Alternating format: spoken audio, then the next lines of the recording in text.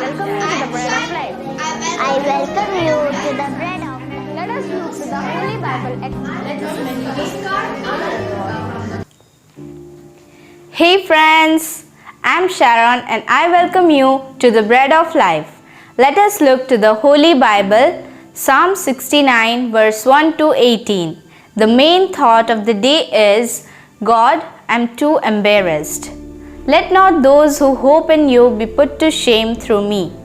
O Lord, God of hosts, let not those who seek you be brought to dishonor through me, O God of Israel.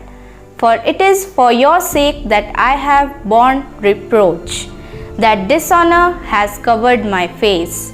I have become a stranger to my brothers, an alien to my mother's sons, for zeal for your house has consumed me, and the reproaches of those who reproach you have fallen on me.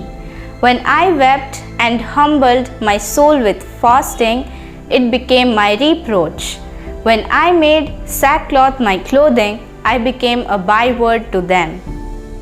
Let's try to understand the word of God.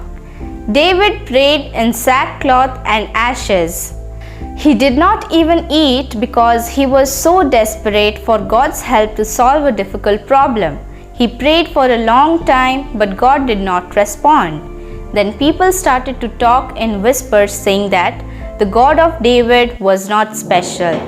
David prayed that he may no longer be put to shame. He was upset that people not only made fun of David, but also God, who they said did not have power to hear David's prayer. May the Lord bless us through this word. Let's pray and practice. Dear Heavenly Father, thank you for your beautiful words. Please help us not to dishonor your name before others through our conduct.